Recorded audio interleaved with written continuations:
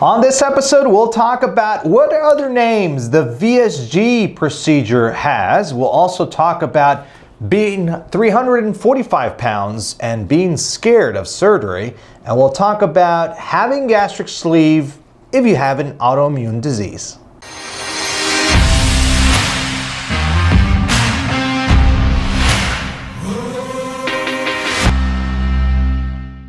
Hello everyone, I'm Dr. Alvarez with Endobariatric.com and welcome to episode 180 of the AskDrA show. If you're new to the show, you can always send me your questions using the hashtag AskDrA throughout social media. My staff will be able to grab those questions and add them to the list. And if you're interested in weight loss surgery, gastric sleeve, you might consider subscribing since we have quite a bit of episodes coming up. So thanks so much for joining us and let's get into the show. Okay, so this question, what other names does the VSG have? Which is very common because the reason I wanted to add this question is you see a lot of names out there for the sleeve gastrectomy surgery. And one acronym or the initials of VSG talks about the same surgery, which stands for vertical sleeve gastrectomy. So there are quite a bit of names out there for the gastric sleeve surgery, being the VSG one of them, vertical sleeve gastrectomy or sleeve gastrectomy. And in the medical field, when we go out to surgical meetings and conferences and seeing medical articles, pretty much that sums it up. Sleeve gastrectomy is a more medical term for the sleeve surgery. Also sleeve surgery. Also, you can have gastric sleeve, which is another one, just sleeve by itself, etc. But they all point out to the same procedure of removing part of your stomach and leaving a banana-shaped stomach and removing the rest, all right? They all talk about the same procedure. VSG, vertical sleeve gastrectomy, gastric sleeve, sleeve gastrectomy, so on and so forth. On our second question, patient states, I'm 345 pounds. That's it, I don't have her height, okay? I'm 345 pounds. And I'm scared of hair loss and the absorption of nutrients. I don't need her height because being at 345 pounds at whatever height, you are obese or morbidly obese or super obese. It depends on your height. And those are three different categories right there. Either or, doesn't matter.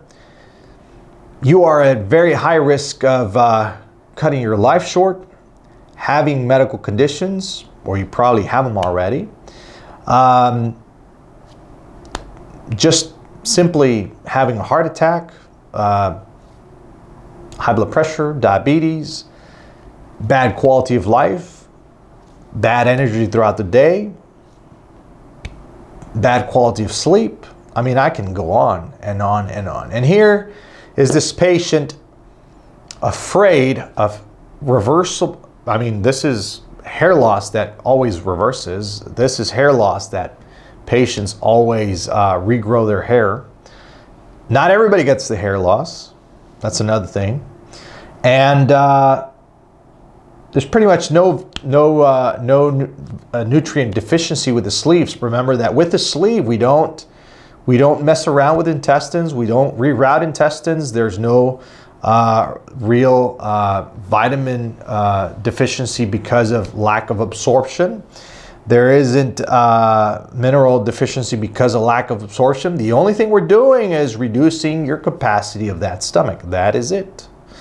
So I would be really concerned about your health rather than thinking about the hair loss, which is reversible, and the nutrient deficiency because of a lack of absorption. I'll put it to you in another way. The risk of having surgery, yes, having surgery is always a risk. It is a controlled risk. That means we do this every single day. We control, it's like flying, like a commercial pilot flying American Airlines from Dallas, Texas to San Antonio, Texas. Are there risks? Yes, you're at 30,000 feet up in the air. Of course you're at risk. But the risks are so slim, the chances of something happening so slim. And if something happens, they've got plan A, B, C, just in case. Same thing happens with us. We do this every single day, and we've got plan A, B, C. So the risk of having surgery with us, that's small.